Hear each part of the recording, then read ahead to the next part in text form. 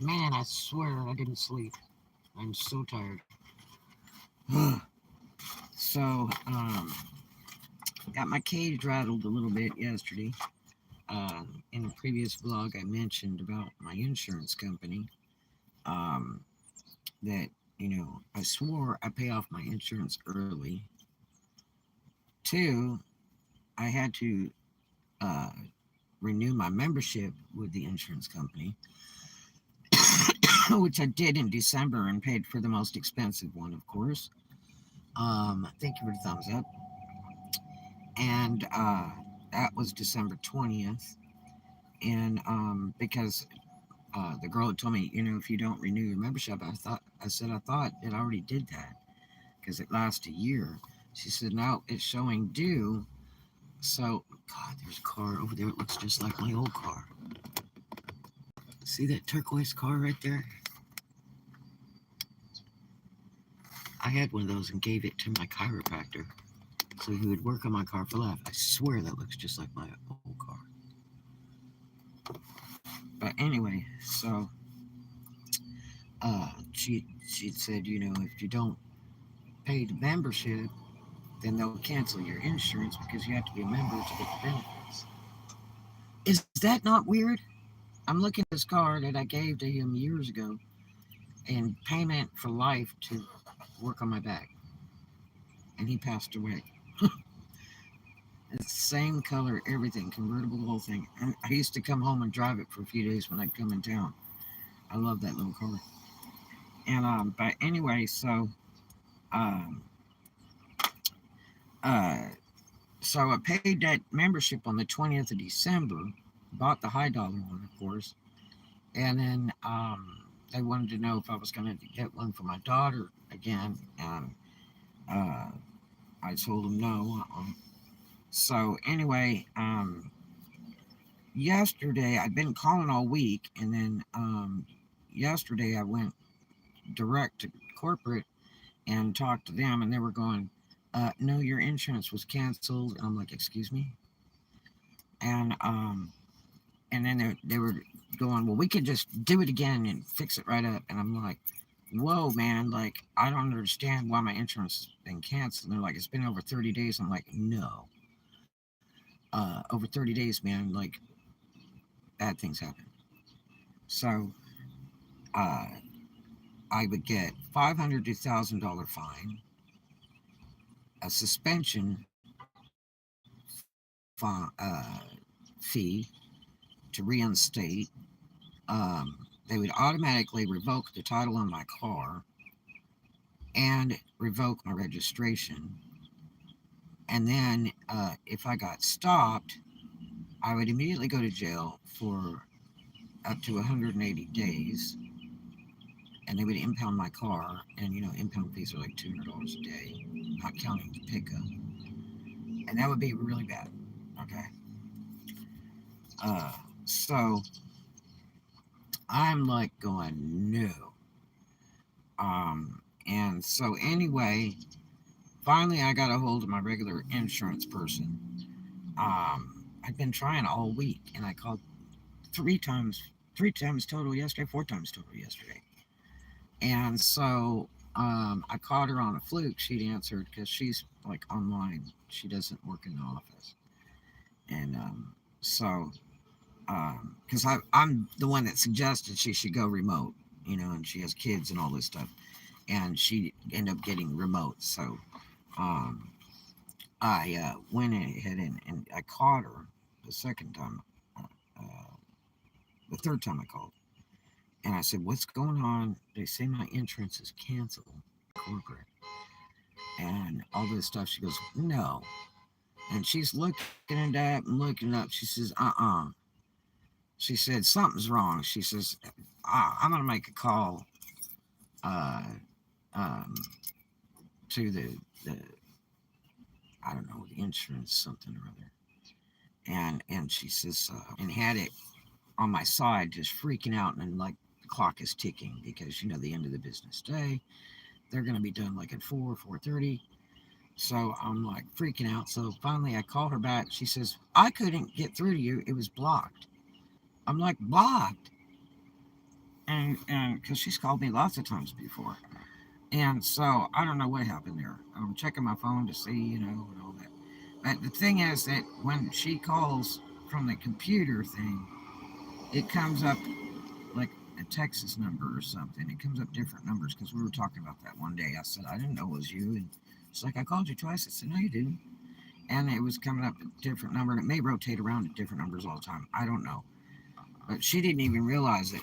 And I was like, yeah. So anyway, I called her back. She says, there's no problem. Everything's okay. And I said, well, I mean, because if my license has been suspended, it puts me at high risk, just like a drunk driving or something like that, which I've not had any of those either. I've never had my license. Any problem with my driver's license? So anyway, um, uh, I I did have a problem one time out by Memphis where a cop stopped me by Doc Berry's house, the guy that I gave that convertible to over there. Um, when we were staying there for a very short amount of time, my little girl and I, my other little girl, and guy stopped me and claimed I didn't stop at the stop sign, which I may have done an Oklahoma roll way back then. That was a big thing, the Oklahoma roll. You touch the brake and you go, and it was little private, tiny little streets, you know, um, that are like pretty much like one way. They're so tight, back in a housing area up on the hill. And the cop uh, um, pulled pulled my license, took my license, and they stapled it to some paperwork. And I called Richard Weisborough, who's gone now, but I called him up. He was a good friend of mine, and I said, Richard, I said, what is going on? I said, cop stopped me for going through a stop sign, which I did hit the brakes, but I didn't take a full stop. So, but I said, up by Doc's house, I said, and now I don't have a driver's license, so like I can't cash a check, I can't do anything, and what happens if I get stopped? I don't understand what's going on. And he goes, what? And I said, yeah. He said, let me check it out. I'll call you back, or I'll see you. So anyway, he goes and checks it out, and then he caught me at night, and he used to do the funniest stuff. He would pull me over, okay, and we'd stand there and just talk, and he'd have the lights going and all that crap, and so anyway, he said, look, he said, if you come down to the department tonight, he said, um, I'll take care of it. And I'm like, okay, like am I in trouble? Am I going to get arrested? And he's like, no, just show up about 7. I'm like, okay, I'm trusting you now, Richard. So I had gone down to the department and went up to the counter where the girl is there taking the 911 calls and all that. And he has a bunch of papers, and he pulls my driver's license off this paper that was stapled to this document, and then hands it back to me. He said, you have a good day, miss. And I walk out of there going, what the heck? But I was mad because it had staple holes in it. So then I get stopped. I was harassed for like 3 months by this one cop in Huntsville when I go down there to work and run costumes. And so this guy would stop me day and night. One day he stopped me 3 times in one day, acting like he'd never seen me in my car before, which my car was mint, beautiful Cadillac with midnight metallic blue special paint from Cadillac. And it was beautiful, beautiful car. I traded a brand new Cadillac for this car from Garland Vaughn, who's Chief and Commander of the United States Navy. And so, I told the cop, the first time he stopped me, I was walking into a club down on Governor's Drive in the morning to see if any of the girls needed costumes. And I was dressed all cutesy pie and stuff. And this guy, pulled up in the parking lot, looks at my car, and I had Fayetteville, Alabama tags. Um, And because I had registered it immediately when we switched cars, we went together to the registry and switched them. And the girl thought I was insane for trading that brand new caddy for that car. And I'm like, oh, I said, man, it's really hard to find one with the original engine. And, it had like 26,000 original miles on it and all that stuff. It was amazing. And it was absolutely mint inside and out, like it just rolled off the showroom floor. And so I had Fayetteville. Let's see, did I have Fayetteville have the tags? No, I had switched. I had my Memphis tags on there. And the guy stopped me, and he said, you can't have Memphis tags. And I said, excuse me. And I was walking. I come out of the club walking in my car. Because nobody needed anything. It was like 10:30 in the morning, and so um, I said, excuse me, and I said, my car's parked. I'm not even driving it. I'm just getting ready to go. What seems to be the problem? And he's like, well, you can't, have Memphis tags in Huntsville, Alabama. And I'm like, I mean, I don't understand why not. I said, I don't live here. Love to live here, but no, I don't live here. And he's like, well, I see you around a lot. And he stopped me again that evening, coming over a little bridge um, from Showcase Club. It was way down uh, 431 South, and which has now moved up to University Drive all these years later. But so I was coming through there about, I don't know, 3 or 4 o'clock in the afternoon. Guy pulls me over on the little bitty bridge going over, and I'm like, it gets out of the car, and it's the same cop. And I said, look, he said, I need your registration, your license. Okay, give it to him. And he said, you can't have Memphis tags. And I said, I don't live here. I've told you that before. Are you not the same guy that stopped me in the morning? And yeah, I mean, just the guy was just ridiculous. And I used to come down every 2 weeks for 2 or 3 days and leave, and then I would do Columbus, Georgia. Sometimes I would go north to uh, Chattanooga, Tennessee, and do a run there for a day or two, and because their hours are like, it's like an hour and a half faster in time, so you have to get there in time to be able to run. That was my first lesson. um, so anyway, he goes round and round, never writes me tickets, but scares me to death. The first time he stopped me, I was leaving Showcase on University Drive in Huntsville at about 4 p.m. I went in there to check to see if the girls needed anything.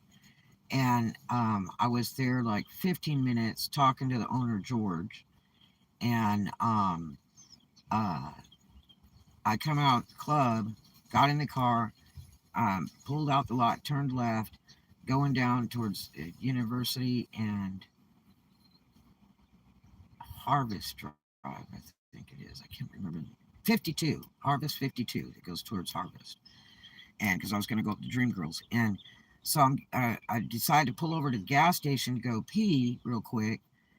And there's a cop car behind me with lights on all of a sudden as I'm pulling into the parking lot. I'm getting out of the car to go pee, and that's the worst thing is you don't want to get out of the car with a cop behind you because they'll shoot you. you know, you don't ever do that. A lot of people think that's a really cool thing. In the old days, when my parents, and grandparents, and all that, you could do all that crap, and you got out of the car and you laid your wallet or whatever on the trunk of the car, and they go through to look at your license, and they talk to you and then write you a ticket or not write you a ticket.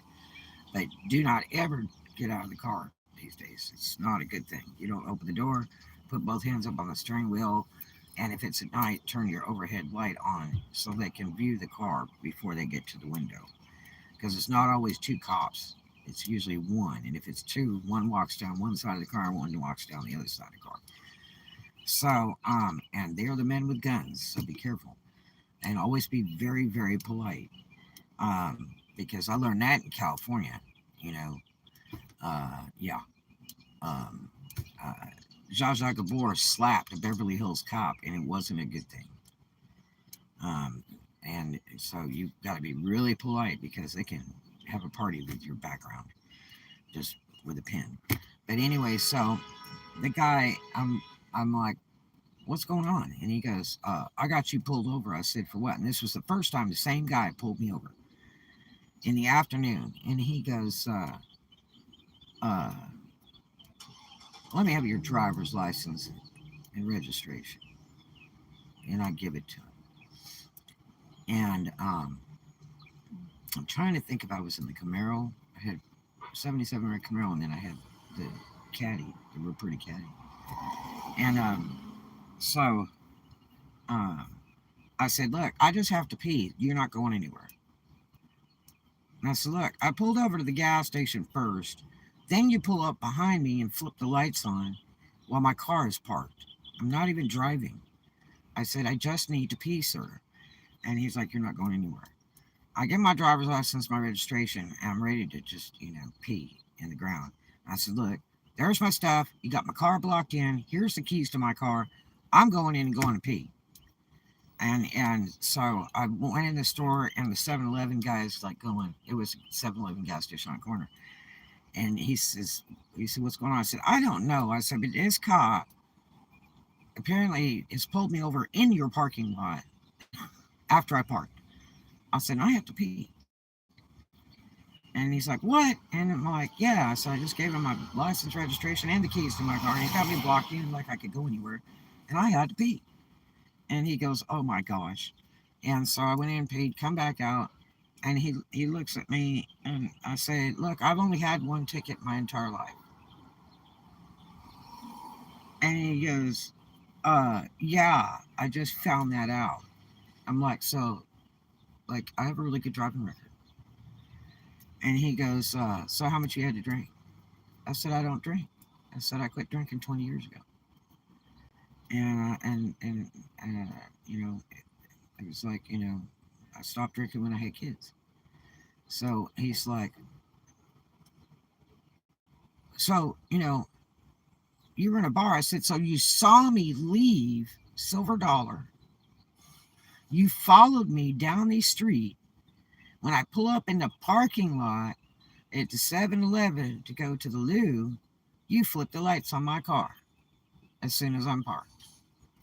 And he goes, well, I said, so you're just assuming that I am drinking alcoholic beverages when I walk into a bar.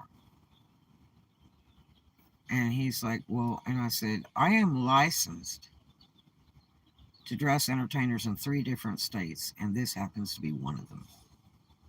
All my documents are in the vehicle, behind the driver's seat, in my files.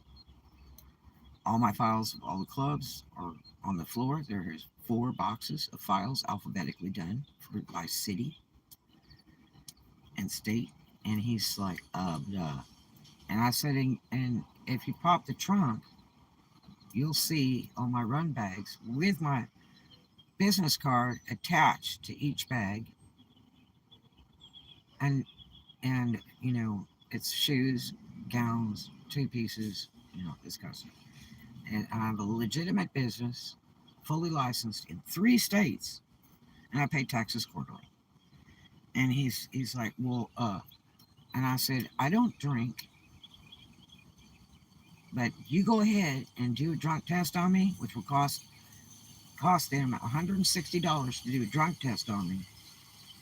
And when it fails, because I'm not drunk, because I don't drink or do drugs, then you might have a small problem. And he was like, blah. And so, anyway, he finally lets me go, totally ashamed that I have 1 ticket on the whole record, that I'm not drunk, and he flipped the lights on my car after I parked the car and was jumping out to go to the loo. Okay? He didn't turn the lights on before I pulled in the driveway or anything like that. It was as soon as I had parked the car, he pulls it right behind and flips the lights on. And I was getting out of the car. And I'm seeing this police car behind my car with lights going in the daytime. I'm like, what the heck? So Yeah, yeah, it was really bad. So anyway, he ends up not writing me any tickets at all, you know, and he comments about, I think I had an Arkansas tag on that car if I was driving the Camaro, because I had an Arkansas tag, and then I always had six cars, and then I had one main road car because I was throwing Cadillacs away in the trash can every year because I was doing 200K on the main road, dressing entertainers from California to Florida. And it would just trash the cars. It would just wear them out. And so I would just buy another car and retire the old one out for around town or, to Memphis or something. And then, I would have another car that was just meant for the road, the open road. So, anyway, this guy, I continued seeing him, and it got really bad one week. The guy stopped me like I think 6 times in one week that I was down there. I was there like 4 days or something, and he just was stopping me everywhere, day and night. And it was like, man, what is with this cop? So when I went down to um, uh, Rat's Club, what was it? Visions. I'm trying to think of the other name of it. One of the big owners in town, an older guy, they called him Rat, and he looked like a white rat. And he's a sweetheart, and I've known him for years and years and years. I dressed all his girls in all his clubs, and he owned a huge amount of the clubs in the Huntsville area. And so I went down there about 2, 3 in the afternoon, asked permission to come in my costumes. Absolutely, Rat was there. So he came up to me, he was talking to me, he says, "How's it going?" I said, "Man, I don't know." I said, "I got this one cop, and his name is," and I can't remember his name now, but I had it all written down and stuff, and this was years ago. And he said, "What's going on?" I said, "He stops me everywhere I go, day and night." When I came out of, I'm trying to think, Black Forest, the one that was down on Governors, and it was near the Showcase Lounge that was down on 431 South. And I said, he stopped me coming out at Black Forest, which Rat owns that. And then stopped me, at Showcase, which Rat didn't own that one. After I left Showcase, coming over the little bridge, I said, it's just all this stuff. And he's like, "Really?" He said, "He's harassing you." And I said, "Well, he keeps telling me I got to have, Huntsville, Alabama tags because I spend so much time here and I don't even live here." And I said, "I'd love to live here, you know." And he said he can't do that. And I was like, "Really?" And what I ended up doing was, I think, see, I was driving the Navy Cat the day that I went and saw Rat, and um, I ended up going down and getting Huntsville, Alabama tags on the Navy Cat with my out-of-state license. When you could do that, there's only 6 states that let you do that now. Because I used to have cars registered all over the place, and I just, you know, drive that car to where I was going to. If I was going to Memphis, I'd take my Memphis tag car. I mean, that's what it was getting to. Yeah, so yeah, but that's a problem too. I tell you a really scary story about that. I'm filing a complaint on an officer. Ooh, man, one that caught me on the back road and was trying to kiss all over me. Yeah, that was really scary. But anyway, so Rat says, "Don't worry about it, it'll be fine." He said, "What car are you driving?" And I'm like, "The Navy Cat, And he came out, he looked at the car. He said, "Oh yeah, I know that car." And he looked at the tags. He said, "I'll take care of it." And it stopped. It stopped. Yep. So I still kept Huntsville tags on that car all those years later. But anyway, and even to the guy that stole it, I still have my Huntsville tags on. I was registering them every year, and the car hadn't run in like 4 years because it threw a piston, sucked a piston or something. That's how many miles it put on them and roll them over. And I was getting ready to put a new engine in that car. That I used to wax it every day and didn't run. Uh, so anyway, so nowadays you can't do that, but like in 5 or 6 states where you can have cars in registered without having a local driver's license. So uh, yeah, so you can't do that. You should look at this lady's going to that car. Isn't that wild? I swear that was my car, man. But anyway, so you know, I've been to rounds. I have definitely been to rounds. But anyway, so when the guy had stopped me down there at the 7-Eleven, here's the part where the staple holes in my driver's license comes in. When the guy got my driver's license, he said, "You had a drunk driving." I said, "Excuse me? Never in my life. I don't even drink. I haven't drank in like 20 years." It was like 22 years or something. He just looks at me. I said, "That's right, sir." I said, "Quit drinking when I had kids." And so he was like, um, no. He said, see these two holes, these staple holes that are in your driver's license? That means they stapled it to a document. That means that your license was impounded for drunk driving." I said, "Never in your life." So when I was stopped at that stop sign by Doc Beery's house, and that cop took my driver's license, which I guess was illegal, and that's why I got back so easy, and there was nothing on my record. Um, as Richard gave me my license back, when I went down to the department, handed it right back to me. I should have gone and switched it because it had two staple holes in it, because that automatically identifies you as drunk driving because they staple your license to a document. So if you ever get a drunk driving, immediately go down to the DMV and say, "Oops, I lost my license. Bring your birth certificate, social security card, all the good stuff." They can pull it up on the computer and they'll show your photograph and they'll look at you and all that, reprint it.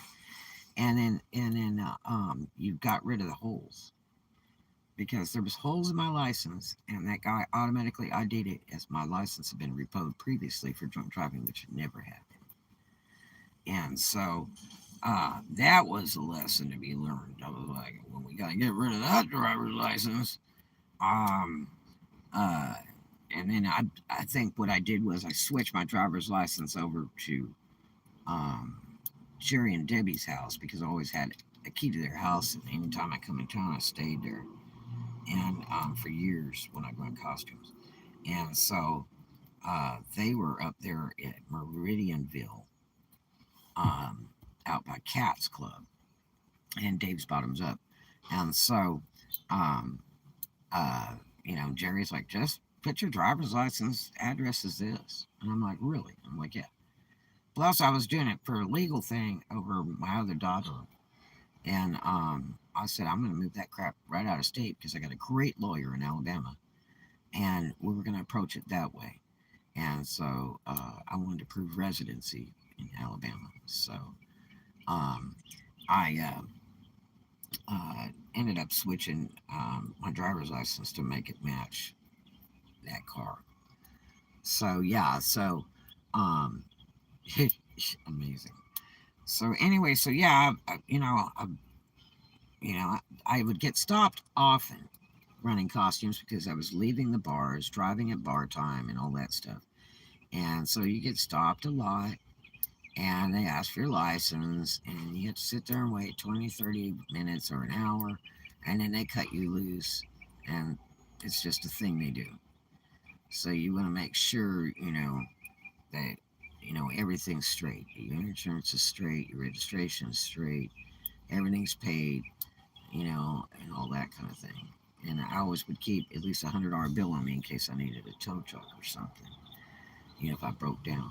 And so, anyway, yeah, so it makes me really nervous if anything's happened to my license because it take me off the road.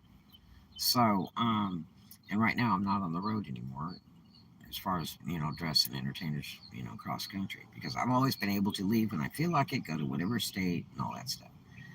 So, like, anyway, so I called the Capitol today.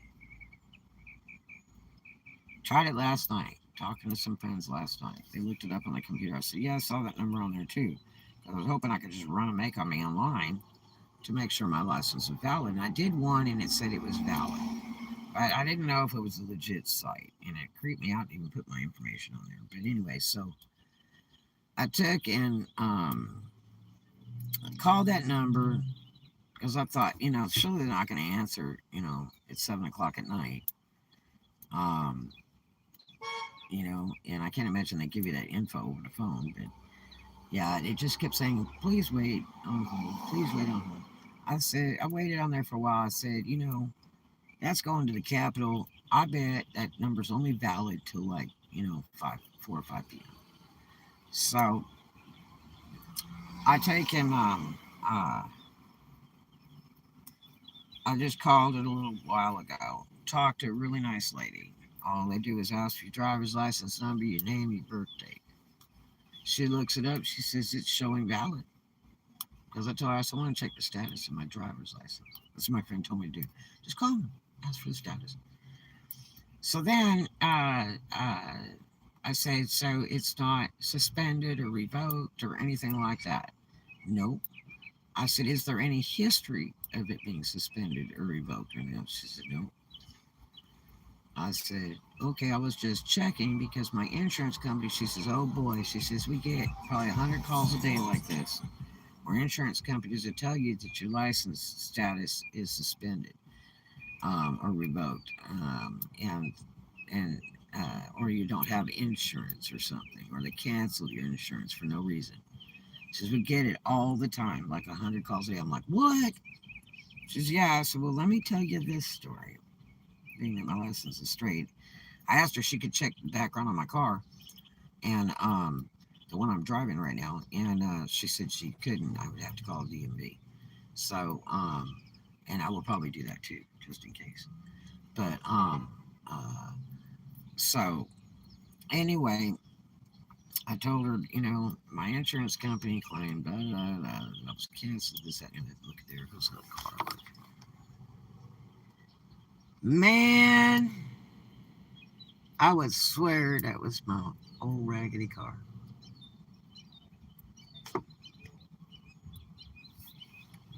Same paint and everything.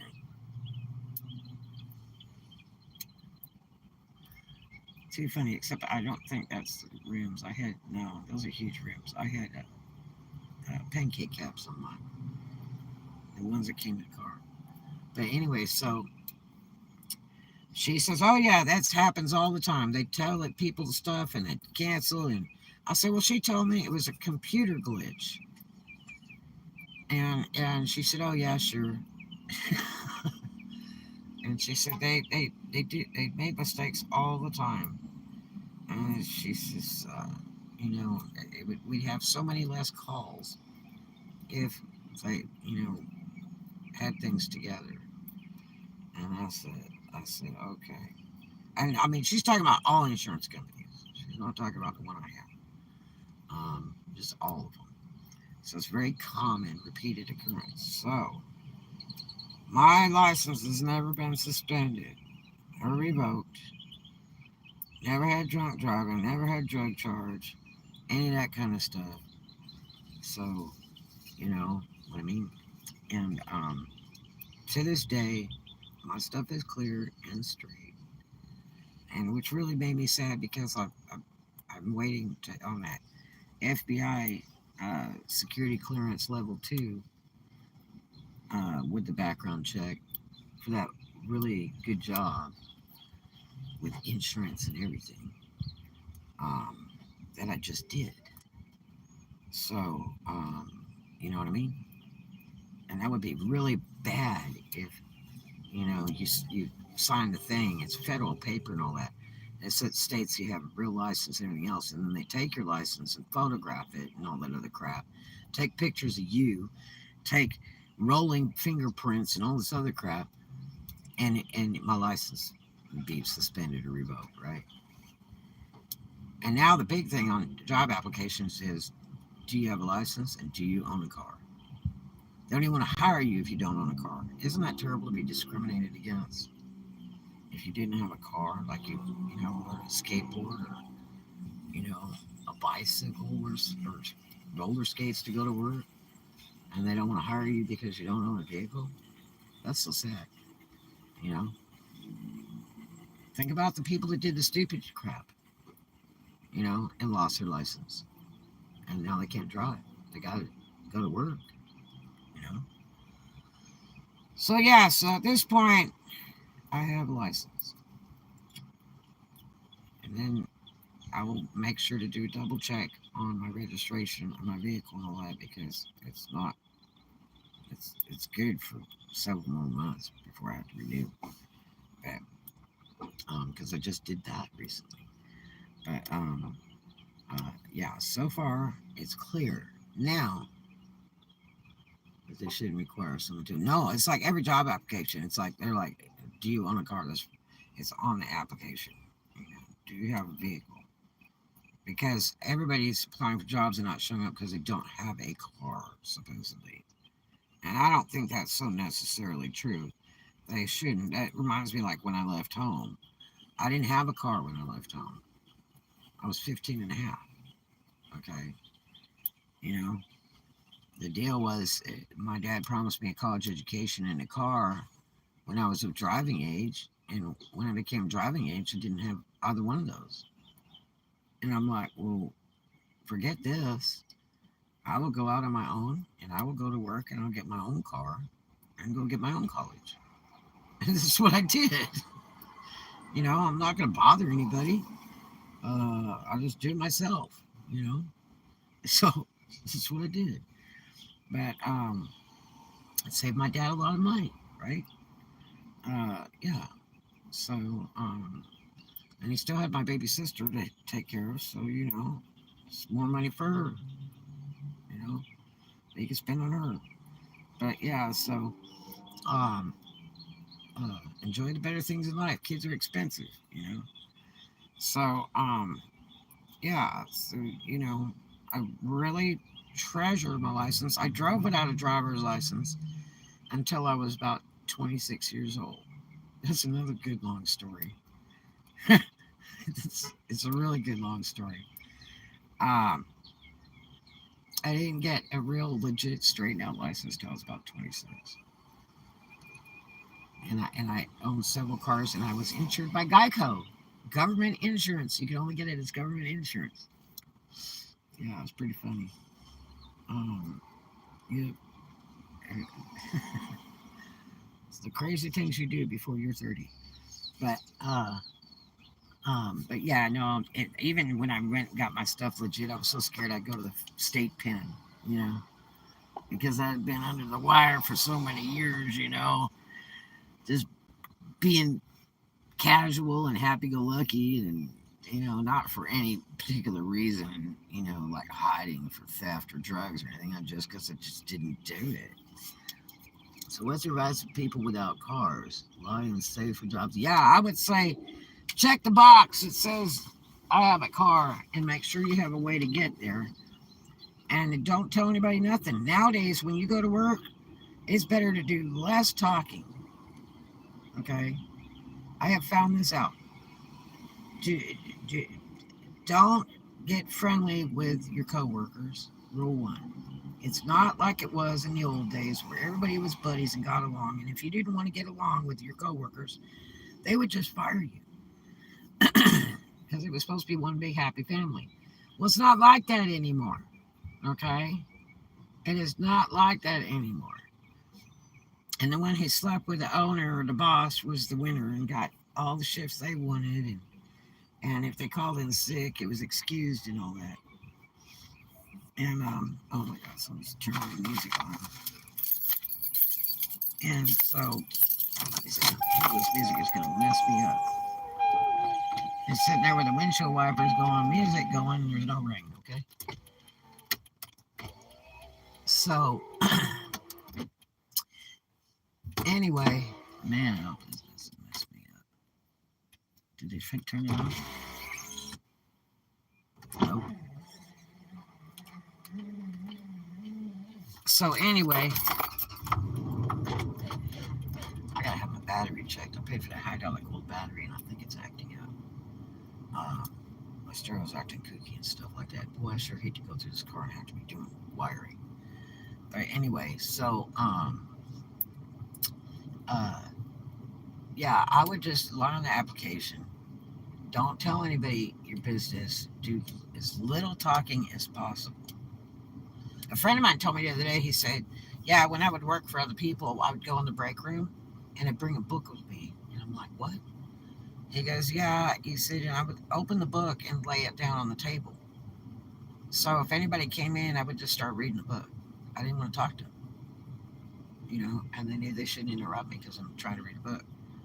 And I'm like, really? So yeah, I don't get buddies when they say, hey, let's go have drinks after work or hang out or whatever. It's like, oh, I can't, um, because um, he said it just is not worth making friends with people because they'll cut your throat.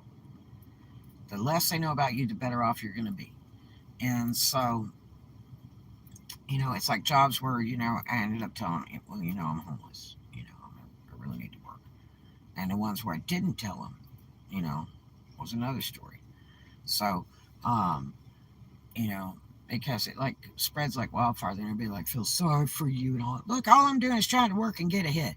I need to get like 10K and go get a place. You know what I mean? So that's what my game is. Getting back in the saddle again. The last two places I got, I had 5K cash walking in, which set up my utilities and my deposit, my rent, everything. And now after the pandemic, it's double that. So just about all the way across the states.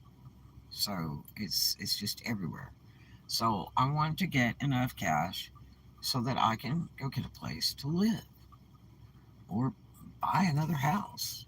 Most all the places I've ever lived in, I've only rented a few times in my life. I've owned all my own stuff. So, it's like, you know, I'm not a professional renter. God, I think I've rented like 5 times my whole life.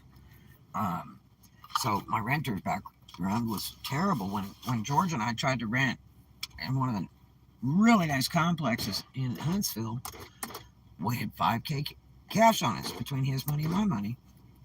We went down and we had the baby with us and went down and toured the apartment. Absolutely beautiful. We wanted the biggest apartment they had. I said, oh yeah, we'll just get the biggest one. And I think that was right after the house was hit by a tornado. And so we they finally turned the music off. But anyway, so we went through like an hour visit with the tour and all that crap, and I went in the office, and then they wanted a thing on the application of renter's background, and it was like I didn't have any because I owned my own houses for years, and I still owned the property out by Memphis. So I mean, it's like that's way better renter than a renter is an owner, right? Nope. They want you to have what they call renter's credit. So if you are an owner, you're out of luck. Nobody wants to rent to you unless you have previous renter's credit. Now I did sue 2 landlords in California and won. And one case went on for a year and I won. And the other one I went ahead and left California. And it was still in process. And my lawyer, James Migler, he was like, Red, and this one I had baby Cece. He says, Red, he said, I'll tell you one thing though. He said, because he handled both of those eviction cases. And I got two landlords back to back that were trash. And so he says, Red, he said, I'm gonna tell you, he said, after this case, whether you win or lose, he said, you're gonna have a hard time renting. And I said, yeah, but I win every time. And Uh, so I wanted to get out of the situation with my daughter's dad, and it was getting scary. And he had hit me a few times, and um, I mean, I literally had to go out in public with a black eye, and you couldn't even cover it up. It was so bad, and I just wanted out. So I left to go halfway across the United States. I had an offer again, which I had repeated offer to go to Oklahoma and work for my aunt Roseanne in the title abstract business, and uh, you know, hoping that the grass would be greener on the other side. But I cried for 4 weeks before I left California. Oh my God.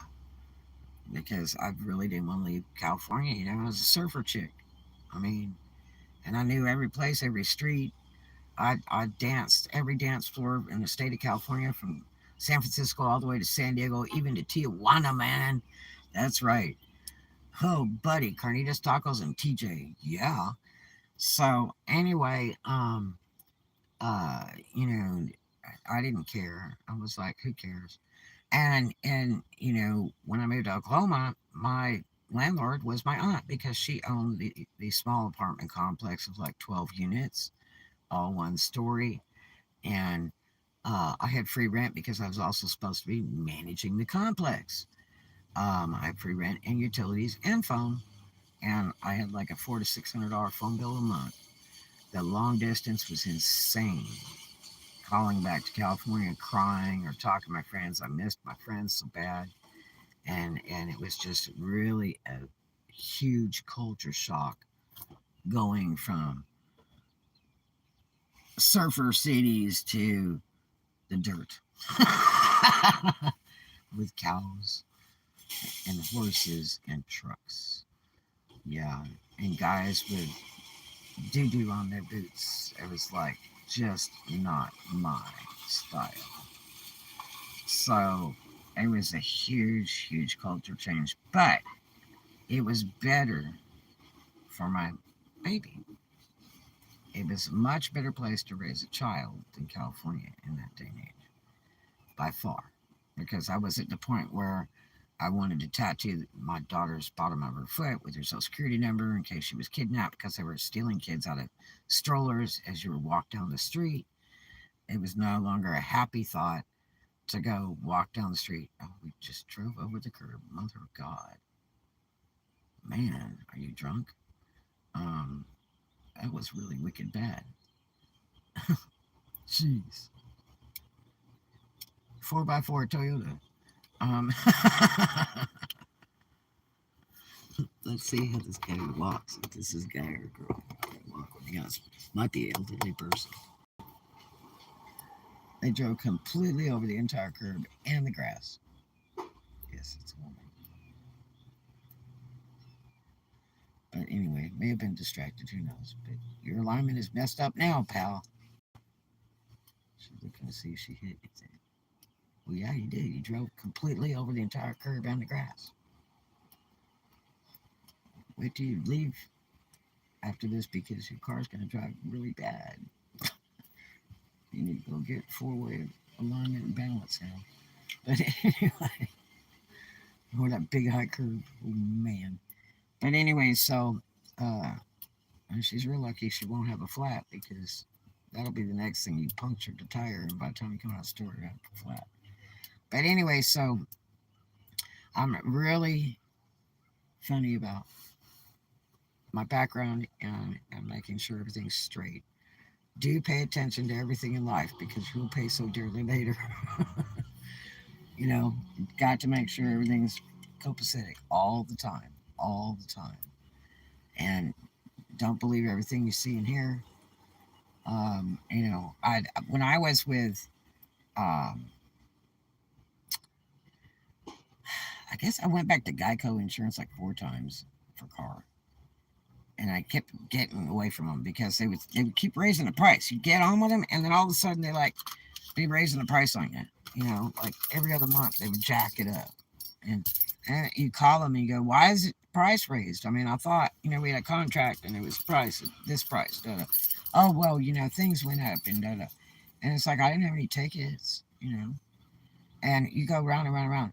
And so I got so mad with them, and I closed that out and went to another insurance company. Somebody told me to go to no, Farmers Bureau Insurance. My fiance, Carl, told me to go to them. He said, that's who I carry. They're great. And so I drove downtown, went over and saw them. It's like a one person office kind of thing. Big office with one person in it. Um, and they did my insurance. And I, went and paid them in full and everything.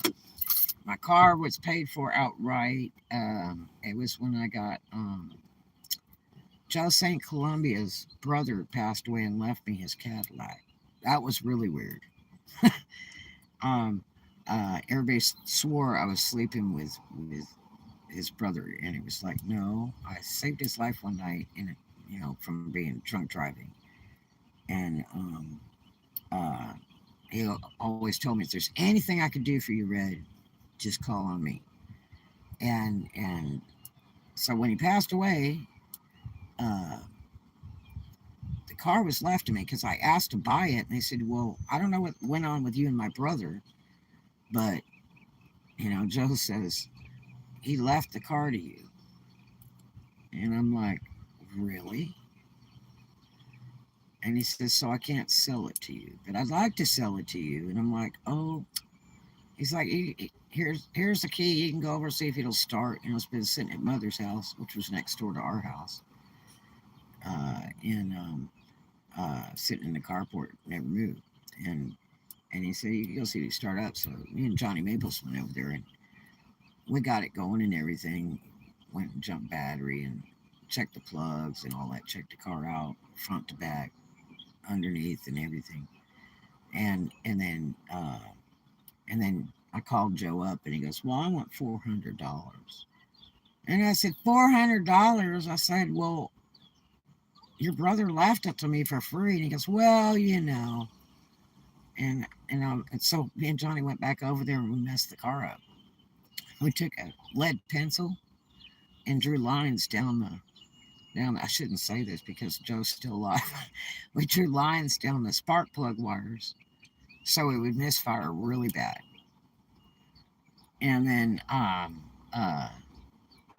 of course, it wouldn't totally start on its own because the battery was wasted. So, and he finally he ended up giving me the car. I went ahead and I just threw him 200. As I say, the car's in bad shape. It hasn't been driven. It was Philip's car, Philip St. Columbia's car, and uh, you know, I'll give you 200. Johnny told me to do this, right? So Joe went for it. I threw him 200, and I drove around on Philip's tags for like 6 months. It was really funny. Is when Bobby Nerns, who's dead now, was a cop over there, had come up behind my car when I was down at the Piggly Wiggly Road. I was manager there, and I had just come out with my daughter. We went to go get a gallon of milk or something, and it was real funny. He was standing around the car, and he said, "Did you know that your license plates back here is a dead guy?" And I said, "Yep." And I said, "But the plates are still good. The guy may be dead, but the plates are still good. They're valid." He goes, "Yeah, but," I said, "the plates are still good, Bobby. They're valid as per state law." And he goes, "But," I said, "you have a good day." And I left. Ah. And it was just like the going joke of the town, small town theory. It was so funny. And I eventually did change the tags out because I still had, let's see, I had my red Camaro and I had Philip's car, and the Camaro was down. And so, uh, but yeah, it was so funny. God, too funny. But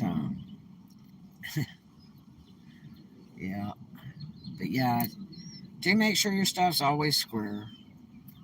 And if anybody ever puts holes in your damn driver's license, go switch it out because it doesn't look good. So,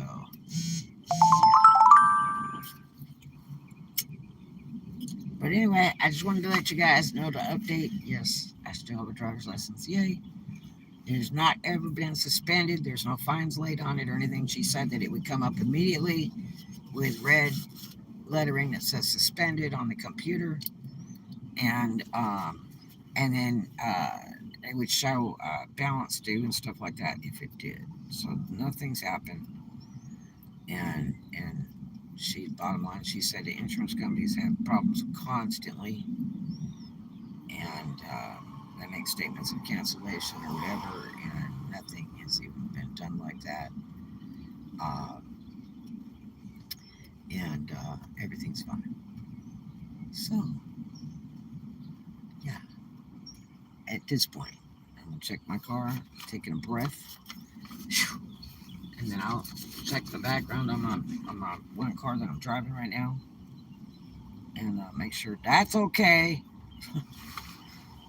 And yeah, so just want to give you guys an update. Everything's square at this point. Yay! Man, scare me to death. And I did call back to my insurance girl 2 times a day, see if I catch her, and I'll probably catch her sometime today, and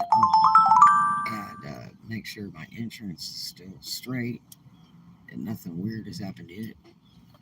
And Bud is taking care of you. Yeah, buddy.